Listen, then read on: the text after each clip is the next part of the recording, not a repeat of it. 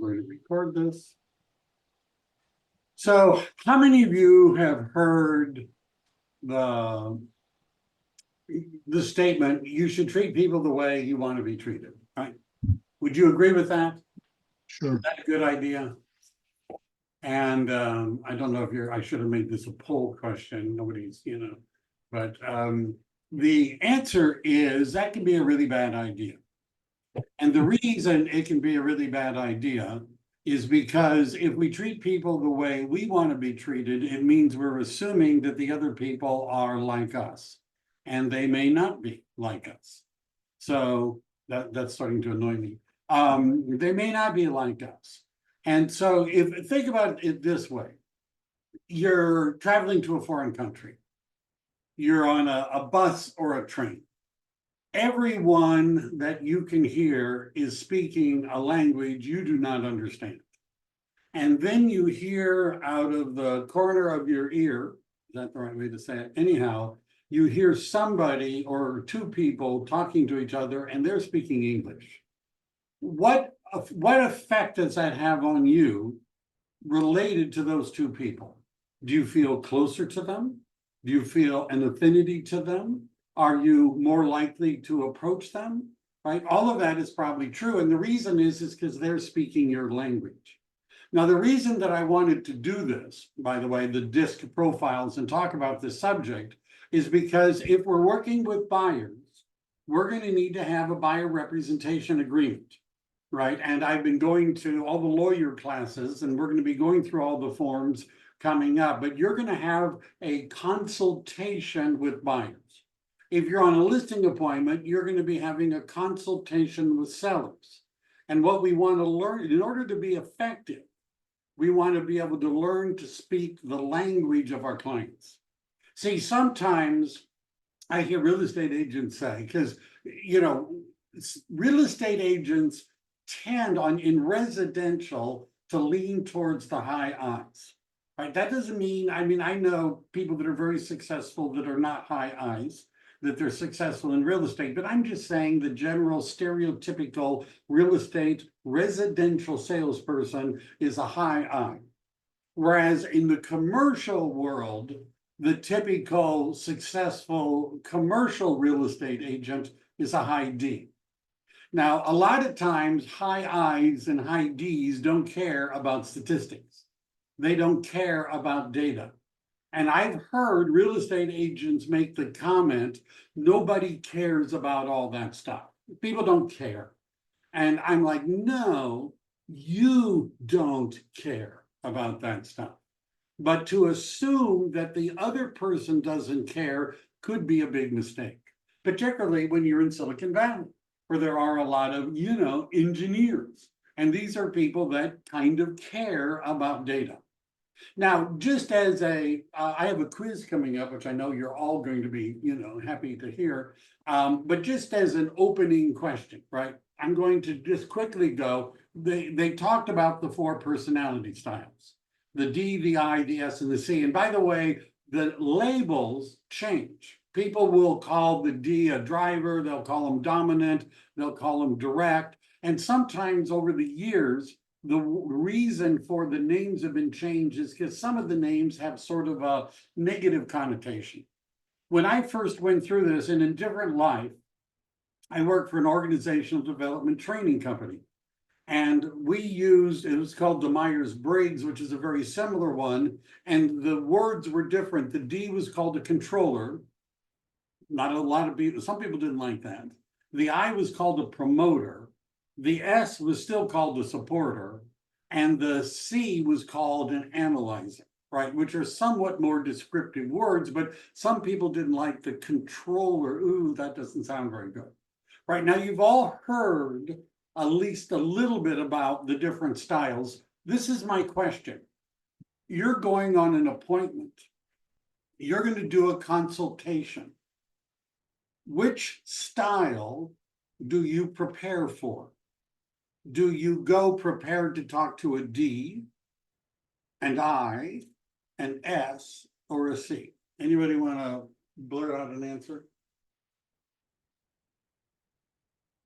This is an audience participation opportunity. I'm sorry, what was the question? You I can, would say an you have S. to prepare in advance. Since Okay. there's Preparing 69, to talk to a D, an I, an S, or a C. There is a right answer. All of the above. You 69% can't do all of the above. Can I guess S? S. Any other votes? I'm waiting for somebody to give me the right one. The answer is the C. Ooh. And the reason is you can't fake the data. If the person you're talking to is analytical and they want to ask questions about what's going on in the market and what's the data, and you didn't bring that and you don't know it, you can't fake it. The D doesn't care, right? The D doesn't, to a D, a graph is boring. All the D wants to know is the arrow going up a good thing or a bad thing? You know, I don't know, right? Oh, it's going up. That must be a good thing.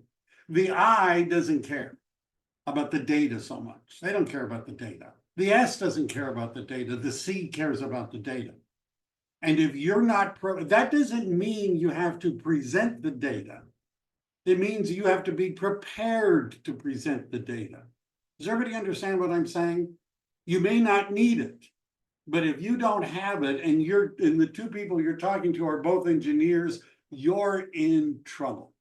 Because by the way, when I first took the test, which was a long time ago, this is before I even knew what the right answer would be, that's in quotation marks, I scored as a very high C and a very high I. Usually we have one dominant and one secondary style.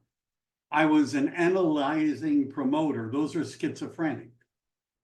Right? When I was in college, I played chess and tried out for stand-up comedy, right? Some of you may find that hard to believe. You know, people used to laugh at me when I told them I wanted to be a comedian. They're not laughing now. There's a joke there, right? But this is why I'm not a comedian. So we usually have a dominant style and a secondary style. And so that's really a funny joke, but no, I don't know. Hey, we have two styles that are more at the top typically, right? And so if we show up and the person is a high D, we don't need the data. I can tell you an example where I was on a listing appointment. This is when it first started to hit me, and I'm doing my presentation, right? Because don't they teach you to learn a listing presentation?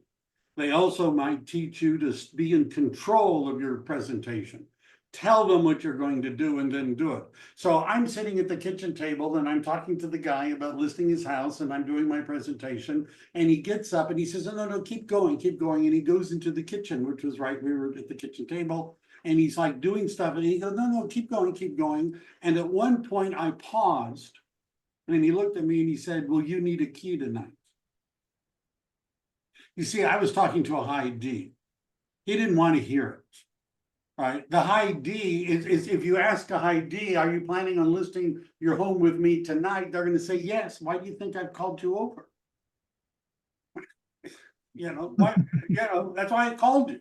So do you understand we need to tailor our presentation so we're speaking the language of the people or peoples we're talking to. But the C, the analyzer, you can't just fake it. Because if you don't have data, analyzers think data is good. More data, better, right? And I'm just saying. So we want to communicate, we want to be communicated in our style, so do other people. If we use the wrong words, if we're using the wrong language, it can result in miscommunication. I'll give you an example. If you're talking to an analyzer, a C style, and you're talking about something and you say to them, how do you feel about that? Right? How do you feel about, you know, that offer? How do you feel about that property? They're going to give you a strange look. You know, the kind of look that cows have when they watch a train go by, you know, that kind of, you know, Like, I can sort of understand what you're doing, but I'm not really sure what it is. And you see, the problem with that is you ask the analytical style how they felt about something. If instead we ask the analytical style, well, what do you think about that? What conclusions do you draw from that? Oh, now we're talking their language, right? They'll share their thoughts, but feelings, not their style. Does everybody understand? We're really asking the same question, but by communicating in the right language, we're going to get a better result. It can help you personally and professionally. By the way, I've been through lots of training on how to be a coach for a long time. This is always the starting point, because they always talk about the DISC profile. They make you take DISC tests and things like that. And I included a link in the emails I sent you. It was a Tony Robbins, which has a nice free one. There's a few hundred of them available. And not only is it good to understand your own personal style, but to learn to recognize the style in others and learn to communicate in the language of that style. These are the four styles, of course, the D, the I, the S, and C. Notice the wording changes. Sometimes it's called the driver, sometimes it's called dominant, influential. The S's are sometimes called supporters, sometimes called steadies. The C's are sometimes called conscientious, sometimes called controllers. Right? I don't know, but those are compliance styles sometimes. D, the accomplishing results. Here, let's I'm going to do this one instead. I'm going to remove that other slide. Looking at this for a second, we have people, this is called the behavioral matrix. The top half are people that are outgoing, also sometimes labeled as active. And the bottom half are people that are more reserved, sometimes considered passive. Another way to look at the left and the right is the right side is relationship oriented, and the left side is results oriented. So a high I is somebody who is outgoing, active, but relationship oriented. Now, when we talk about if you know your style, what would be the most effective way of generating real estate business? The high I is somebody who wants to go get the business, but they really would like it to be face-to-face. They're good face-to-face. The high D wants to go get the business, but they don't care if it's face-to-face or not. Whatever is the most efficient way to get the business, that's what they want to do, right? If that involves face-to-face, that's fine if it doesn't. Now, the S and the C would like business to come to them. And we're talking about, as an example, as a real estate agent. The S would like it to be face-to-face. For example, open houses, right? That's passive. People walk in face-to-face. The C, or the analytical style, would like business to come to them, but they don't need face-to-face. So I've coached agents who said, look at, I don't want to go door knocking. I'm not good at cold calling. I'm terrible at networking events because, I don't know what to say. I don't know how to start conversations. I just stand up against the wall and watch other people talk. How can I do real estate if I can't do those things? And the answer is internet lead generation, right? The C's, the analytical styles, are very good at internet lead generation because it's a very analytical process. The high I's hate internet lead generation, hashtags and campaigns and landing pages to go to squeeze pages to go into a database for a campaign. That just drives them crazy. They hate that. So do you understand that in terms of analyzing yourself, my suggestion is that when you're developing a plan to get real estate business, you might want to look at the things that you do best and easiest already, right? So the high D, direct, demanding, decisive, determined. Notice all the D's. Short to the point communication. See, this is the problem with memorizing a presentation and going in and saying, okay, folks, sit back, get comfortable. All right, this is gonna take a while, right? They'll go nuts, right? They don't want to hear that. If you say to them, what do you want to do today? What is your goal? How do you want to make this decision? Do you want, and they'll just say, hey, I'm ready to sell. I talk to me about pricing and let's just get it done. Right? You can't just make them listen to your 1 hour long presentation talking about all the different things we're gonna run and add on. They don't want to hear it. Right? They're competitive, they like challenges, they're a self-starter. A lot of real estate brokers and team leaders like D's. Right? Why? Because they'll go do stuff. Right? They'll just they have initiative. They'll just go do stuff. Their weaknesses are their impatience. They're argumentative. They don't like routines, right? And sometimes that can get in the way. And they don't want to be taken advantage of. Now, you can sometimes tell simply by the way people are dressed and how they act. They are confident in their posture. They oftentimes are dressed professionally. They're sharp attire. They are more likely, I know we don't wear suits as much, but they're more likely to wear something that is businesslike or a little more formal, as opposed to me, right? They are oftentimes CEOs, executives, lawyers, oftentimes, although the lawyer could also be an analytical style, entrepreneurs, their sales, somebody who is in charge of other people. So if you know what somebody's profession is and you're looking at them and they're dressed better than you, and they have a job that involves managing other people, chances are you're dealing with a D. They make direct eye contact. They look at you. When they shake hands, it can hurt sometimes. They're efficient, no nonsense. They don't joke around. They don't want to chew the fat. They don't want to listen to gossip. They don't want to talk about the weather and how your day is going. They don't want that, right? They want to get to the point. Questions that you could ask them would be, how do you like making decisions? Quickly or after a thorough analysis? They're more likely to say quickly. What's more important to you, the end result or the process? They're going to say end result. By the way, analytical, the C is going to give you different answers to those questions. The C is going to say, I'm on a thorough analysis. They're interested in processes. How do you handle challenges and obstacles? What are your top priorities for this transaction? Can you give me a quick overview of what you expect from this interaction?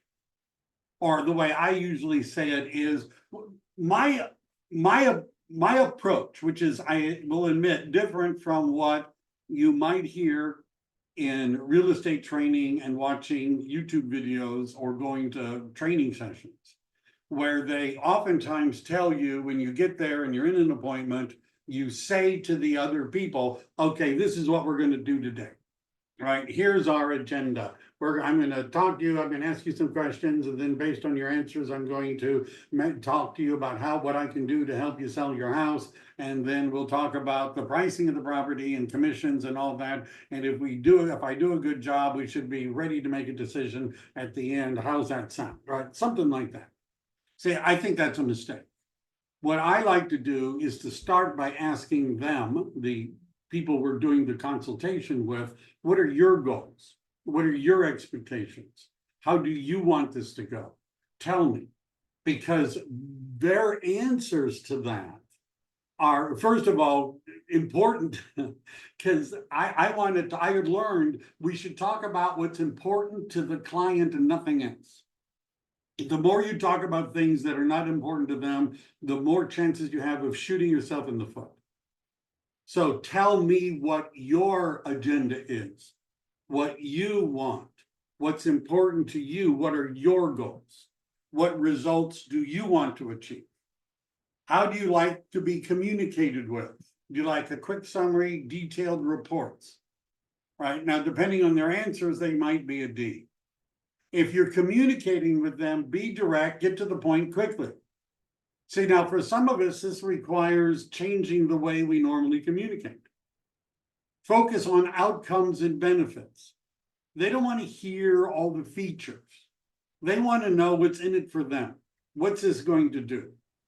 Don't give them unnecessary details. You'll see they'll sigh, they'll roll their eyes. Why are you telling me all this? They want to get things done. Breaking rules doesn't bother them. 10%. Now the percentage, this is different, right? The other one said it was like 3 or 4. I've seen so many different, estimates as to what percent is what. The video is about 12 years old. I'm not saying that there are more D's than there were then, but we don't really know, right? People take the tasks and they report how many people have taken the test and what they picked, but we don't really know. 10% is what this other estimate is, more recent, as to what percentage of the people are D's. A lot of top producers tend to be high D's. Just saying. Practical examples. On the listing presentation, I understand you're looking to sell your home quickly. Here's a streamlined plan to get your house sold. 30 days, closed, over with, right? The D likes that.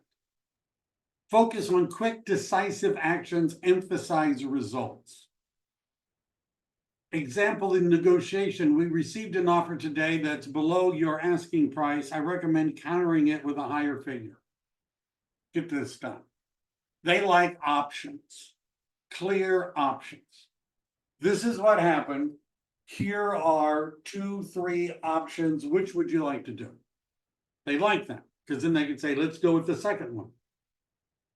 The property has had 5 showings this week. We've had 2 interested buyers. I'll update you as we have more information. You see, they don't want, oops, where did I go? Well, they just want to know what's going on. They don't want, I've talked to all of the people that showed the property, and some of the agents, answered the phone, and some of them didn't answer the phone. And I left message for the ones that didn't answer the phone to ask them to call me back. But out of the 3 that I left messages for, only 2 actually, you're driving them nuts, right? If you're going through all that, they don't want to hear it. They just want to know what's the update. Tell me, and let's go on. The high I, inspiring, influential, enthusiastic, relationship building, social interactions. These are the natural born networkers. Send them to a networking event. They end up talking to everybody pretty much. I remember going to real estate seminars, like conventions and things like that. And they had the goal, like a competition, who can collect the most business cards from other agents. Now, the high D was only interested in doing that if it was a competition, right? If there was a prize or an award or recognition, then they would go do it. The I's just like the idea of having a reason to talk to everybody they saw and ask for their business card. They just like that, right? Whether they were going to be recognized or not, it was to them fun just doing it. You see the difference between the two. The D's would be good at it, but they wanted to know, why am I doing this? The I's didn't ask that question. They're oftentimes disorganized, impulsive. They may oversell, and their biggest fear is rejection. They oftentimes are dressed a little more stylish. If you see somebody wearing bright colors, they're more likely to be a high I. They're calling attention to themselves. The peacock effect. They're smiling and engaging. You find them in professions where they're in some type of sales or dealing with people. Public relations, marketing, and advertising. They have energetic body languages. They move their hands around. They make faces when they talk. Right? Enthusiastic and talkative. So Questions, how do you prefer to interact? Collaboration or independent work? They're gonna pick collaboration. The D, independent. Do you often enjoy sharing ideas and getting feedback from others? What motivates you? Recognition or the results? What excites you the most about this transaction? Notice the D, we're asking what are the results you want about the transaction? To the I, we're saying what excites you about this transaction? How do you prefer to receive feedback? What aspects do you find most interesting? Example, communicating. You should, this is sometimes called mirror and matching. And what mirror and matching means is that if the person you're talking to is using their hands, and they, especially if you hear them using the same word over and over again. Right, they use the word, when I arrive, I'm going to arrive at the property 20 minutes early. Right, I'm going to arrive, you hear that they use that word several times, you start using that word too. If they're moving their hands around and talking like that, you become a little more expressive as well. You don't want to do it to the point where they slap you, right? Because you're matching them so much, but you understand too, if they're talking faster, you speed it up. If they're talking slow, you slow it down. If they're enthusiastic, you be enthusiastic. Stories, examples, recognize achievements, and telling them, oh, that was you did that, that's wonderful, you must be so proud of yourself. The high D doesn't care. What did it get me? Lots of hands, use hands a lot, energy. 25% of the population generally are eyes. Practical examples. Your home has unique charm. I'm excited to showcase it. I have an engaging marketing system and open houses. Right? You're excited to. Vibrant, enthusiastic language. The buyers love your home. They're almost ready to commit. Let's add a few incentives to make the deal irresistible. Right? They like it that somebody loves their home. Highlight positive, creative, collaborative. Those are all things they like. I wanted to share some fantastic news. We have multiple interested parties. Let's schedule a call. The S, the steady, the people, supportive, stable, loyal, patient. Prefers routine and security. Now, what oftentimes happens is you're on an appointment and there's two people you're talking to. One of them is talking a lot. They're making jokes. They're moving their hands around. When you talk, they're nodding and smiling, and the other person isn't saying much. It's just sort of sitting there. Right, and since you're getting so much positive feedback from one, you just go with that. Who's the decision maker among that pair? Is it the one talking all the time or the one not talking? It's the one not talking.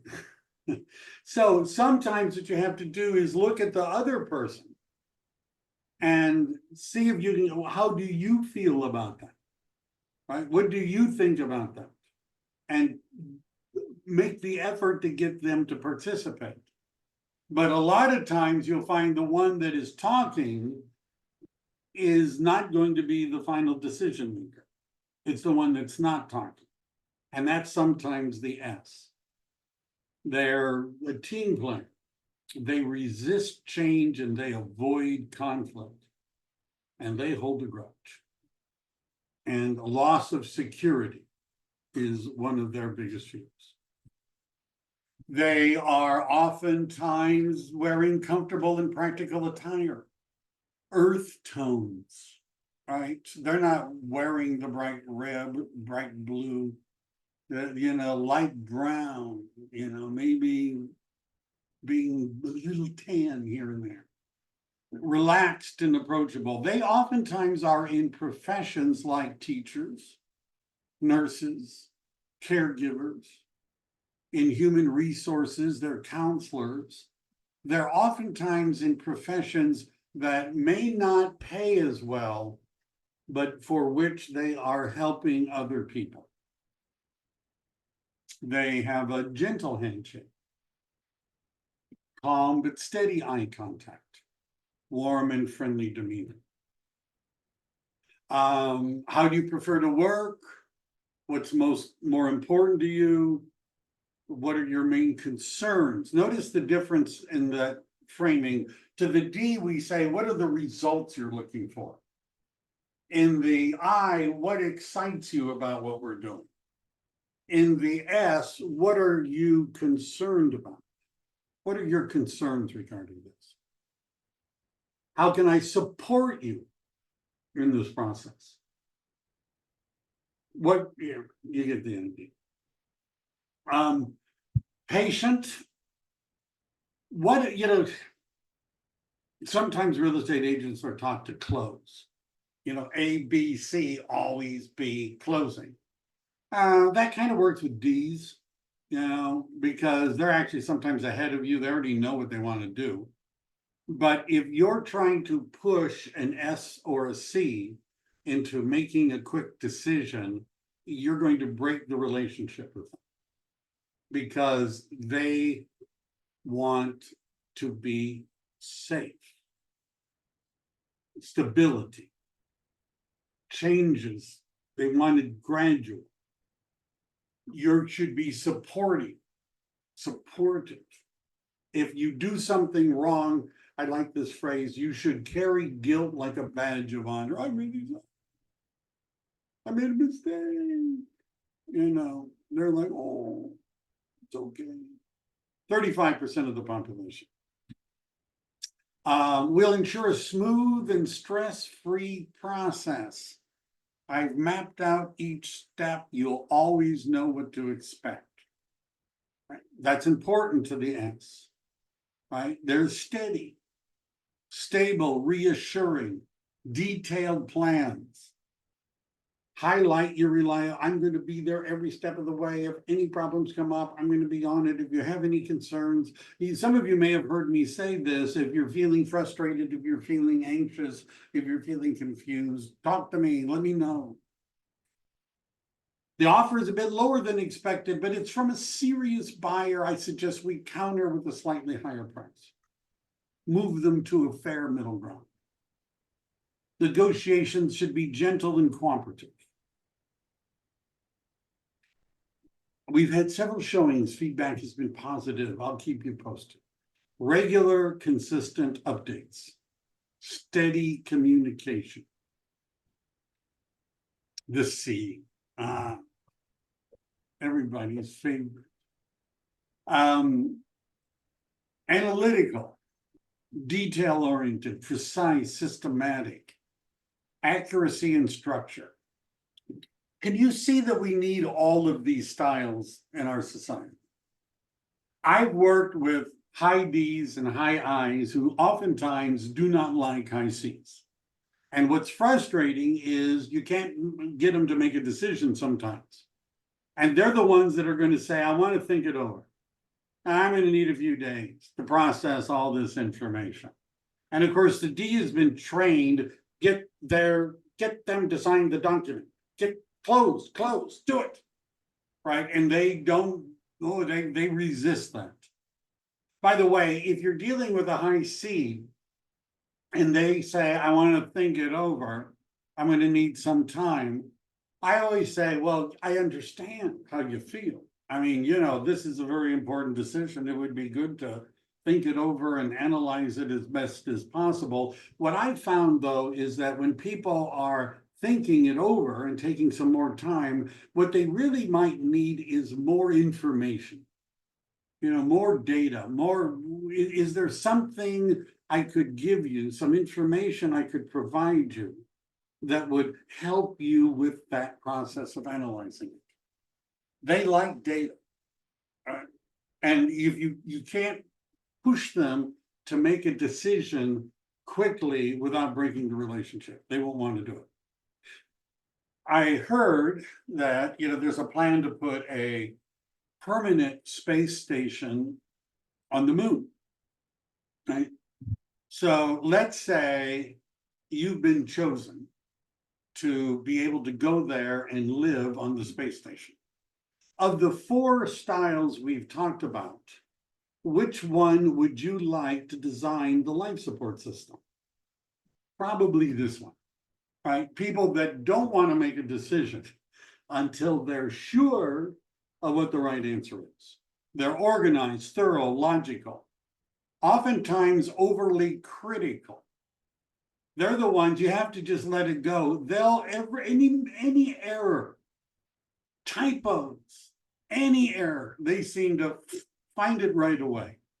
They're slow to decide and they don't want to be criticized. And they want you to listen to their ideas. They're often neat and meticulous, oftentimes more conservative, pay attention to detail. Accountants, engineers, analysts, scientists, and some lawyers, it all depends upon which area, tend to be high Cs. Precise and careful body language. Oftentimes carrying a notepad. The calculators are all in our phones and things like that. They're taking notes. I notice when I'm talking to people getting into real estate, some people are taking notes. Some people are just, not taking notes. And you get the sense as to the data-oriented ones, they're taking notes. Reserved, focused demeanor. I see some chats coming up. I don't know if I should look at them now. Let me see. Anything really? How do you manage cold feet by? We'll get back to that. All right. I'll go through the questions in a minute. We're going to. High C. What specific details do you need to feel confident about this transaction? What data is lacking? Can you walk me through your thought process? What data or information would help you feel more secure? Be precise. They want thorough explanations. They want data. They want evidence. They want time. They're compliance oriented. Accuracy and structure. 25% of the population need clear explanations. I prepared a comprehensive market analysis detailing comparable properties and current trends. Right? That's the D just wants you to say, what do you think my house is going to sell for? Okay, that sounds good. I can go with that. The C wants to know, how did you come to that conclusion? The offer is below market value based on our data. Here's a detailed counteroffer strategy. We've had 5 showings, received detailed feedback. I've compiled the feedback into a report for us to review. Identifying, ask questions, right? In the initial conversations, you should, if you're putting them into your database, or even if you're using some of the, old-fashioned ones, you'll notice that I have an example of what's called a buyer lead sheet and the seller lead sheet. And one of the things that's on that is it says disc profile. So you can oftentimes tell just by talking to people on the phone, you'll get a sense as to which of these they're in, and you want to make that note in the database. You then want to tailor your communication based upon their style. How do you prefer making decisions? What's more important to you? These are some of the questions we've already gone through. I think I've just repeated them here because I thought more data was good. General questions. If you can work these in. What is your preferred method of communication?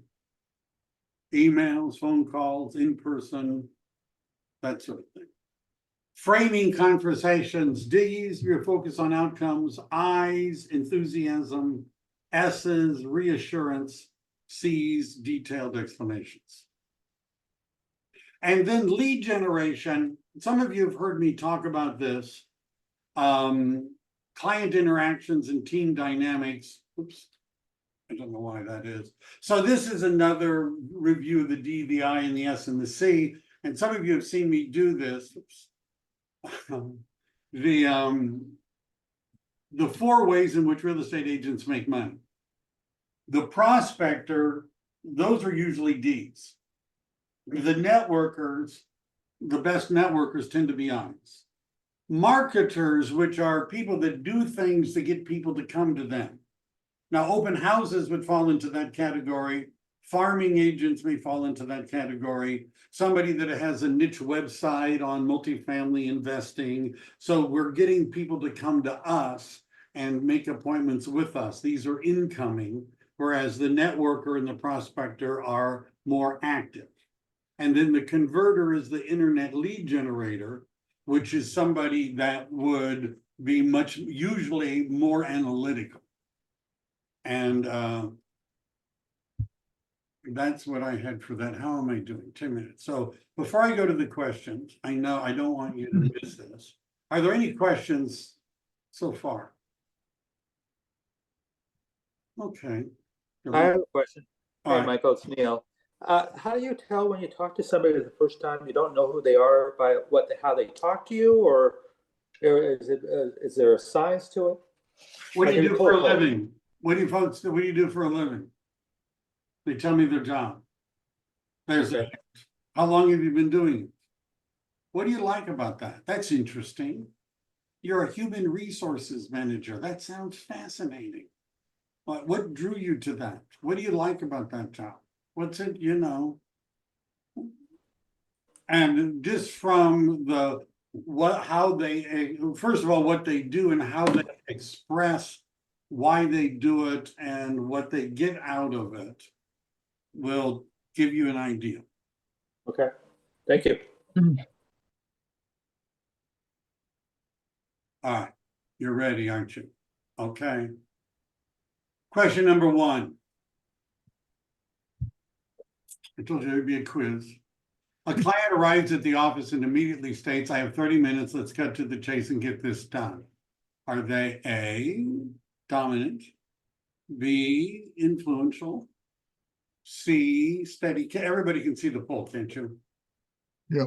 Yeah, I just want to make sure. C, steady. You can vote, you know. We've got 1 of you are voting. Not a lot of high D's out there. The 1 high D voted. 2 of them. 3, only 3 D's are voting. People are typing it in. All right. Well, that would be a D, wouldn't it? I should have made it a quiz, but that's fine. During a property tour, a client, some people are already answering them, talks about their friends and the community events they love to attend. They seem more interested in discussing these aspects than the property details. What are they? Now, C has gotten a vote or 2, but this is much more likely to be an I. The events that they love to attend, they're talking about their friends. The conscientious, the C is not probably going to be talking a lot about their friends. All right. They don't have friends. I'm just kidding. Sorry. A client takes time reviewing all the property documents, asking for clarification on every detail, then expressing a need for certainty before they make any decisions. They are a C, a conscientious. So D would be the answer. Some people are picking steady, the S's, asking for clarification on every detail, expressing a need for certainty. Now, it's true, S's want certainty, but they need reviewing the property documents, expressing and you wanting details. That's a C. A client frequently checks in for updates, appreciates consistent communication, values reassurance. We are talking about probably an S. Reassurance, consistent communication, updates. That's more of an S. Now, sometimes these sort of, are close, right? The 2 different styles. A client asks for a list of properties with a detailed analysis, each including market trends, financial implications. This is a C, choice D, or a C style. All right. Something to practice. All right. Wasn't that fun? So let's look at the chats. Questions. I saw some. Go back to chat. Chat. I know Monica had a question. Let me go back. So that's not questions. That's AI talking to us. Somebody likes the video. How do you manage cold feet buyers? Here, I hear a high D in the kitchen. All right. So the cold feet buyer. The question is why, right? So if they are unsure because they lack data and they're a high C, you might need to give them more data. If somebody says, well, we want to think about it, we want to spend the weekend to think about it, that sort of thing. My question, first of all, I'm going to be doing a class on how to handle objections and closings and things like that. But my response would be, I understand how you feel. I mean, this is an important decision you're making. Most people feel the same way you do. Now, that in terms of communication or handling an objection is called the cushion. You see, if you say, well, that's stupid, the way the market is, this property isn't going to be there on Monday. And if you don't make an offer today, you're not going to get anything and you're going to miss out, right? I mean, you might feel that way, but that's unlikely to build rapport. I understand how you feel. Most people feel that way. But then there's the feel, felt, found, right? But what many people have found is that, first of all, when it comes down to thinking about it, there's usually a question of what are we thinking about? Is it the price that you're thinking about? Is it the condition of the property that you're thinking about? Are you going to be thinking about the neighborhood, the location? Help me out here. If you could give me some idea of what you're lacking, what information you need, maybe I could get you some more information that would help you. Now, a lot of people react more from a fear of loss than they do from a potential gain. I understand how you feel. Most people feel the same way you do. But sometimes people have found that when they delay, they end up losing the opportunity to get the house they want. And I want you to take your time and I want you to feel comfortable. It's not my thing to get people to buy properties that they don't want. But I just want you to consider what you might feel like or what you might think if on Monday you've decided you want to buy the property, but it's no longer available. And and this depends on the market and where you are. When we make an offer, there are contingencies. You don't have to know everything right now. We can have an inspection contingency. You're going to have a chance to do some research, to get bids, check out the school rankings and do all that. But maybe if this is a property that's going to work for you, maybe it would be better to get it under contract and at least give you the right to buy it rather than having somebody else steal your dream. But depending upon if they don't want to move, sometimes people have to lose the house a couple of times before they change their approach. They need, and sometimes when they lose the house they want, they give up and quit. All right, this is just unfortunately the nature of the business. What would it mean to own your own home is a good question. Thank you, Jody. Any other? Mike, you went fast on the best lead generation for different styles. Can you go over that again? So the prospector is the cold caller door knocker. they're the ones with the Mojo dialer, the Vulcan dialer. It's dialing multiple phone numbers at one time. They've got the headset on. And the reason they're doing that is because theoretically, it's the most efficient way to talk to the greatest number of potential buyers or sellers. And they just call and call and call. Now, there's a lot of rejection that comes from that. One of the agents that I know who's very good at this, when she started calling multifamily units, she primarily does commercial, a lot of people were very unhappy to hear from her. And the comment she made to me was, wow, there's a lot more rejection calling these people. I'll have to get over that.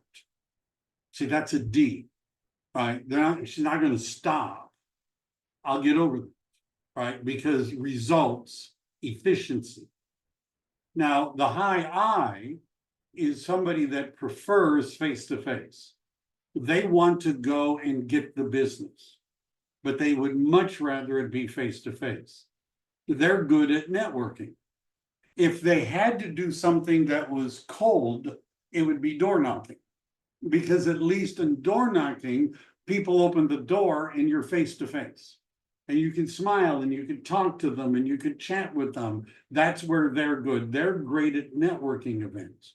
Now, by the way, my video, Cold Calling is for Amateurs, which is on my YouTube channel. I spend a lot of time on this. For sale by owners expired, circle prospecting, that accounts for about 4% of listings. Networking, talking to the people you know and following up with those people and getting referrals from the people you know and expanding the people you know, 40% of real estate transactions. A little bit higher on listings, a little bit less on buyers. There are some people that are naturally good networkers face-to-face. Below the line, you have people that want the business to come to them. So the S style is way better at anything that involves a booth, open houses, a booth at some event. They're friendly, they smile, they're good at talking to people, they like face-to-face. Now, high I's are good at open houses. But the difference between a high I and a high S at an open house is the high I will go across the street and knock on doors and invite the neighbors. The S isn't going to do that. That's too confrontive. It's too, well, what if they're doing something important? What if they're, what if I'm interrupting them? Right? You understand that's too active, too aggressive. Right? But they're both good at face-to-face. The C, the analytical style, wants business to come to them, but they don't care if they just as soon it not be face-to-face. The engineers. Right? Have you ever heard about how you can tell if an engineer is introverted or extroverted? I don't know if you've ever heard this. How can you tell if an engineer is introverted or extroverted? Well, if you're talking to them and they are looking at their shoes, they're introverted. If when you're talking to them, they're looking at your shoes, they're extroverted. Right? That's an extrovert. There's a joke there. This is why I'm not a stand-up comedian anymore. So the engineer, I know agents that they learn search engine optimization, they learn about how to get organic results. It's 3 o'clock in the morning and they're sitting there with their laptop writing something that they can post and then make a video, and then it's going to get people to go to this website, to this landing page, and fill out this form so that they can launch that campaign to get them to go do something else. Right? And they would much rather be doing that than going to a networking event or an open house. High D's don't like open houses because it's not efficient. Right? And they don't really need face-to-face in order to do well. Was that helpful, JD? And Monica gave me a gratuitous laugh. But, yeah. And you see, the reason I talk about that is rather than just saying there's only one way to do real estate, it might be more effective to develop a plan that fits your personality style, because the things we do easiest are usually the things we do best. All right, is that enough? I hope so. Thanks for the show, Mike. You're welcome. Thank you so much. Be sure to tip your servers. All right. Oh, Thank you, Thank Michael. you. thank you so much. Have a good day, Bye-bye. everybody. Thanks.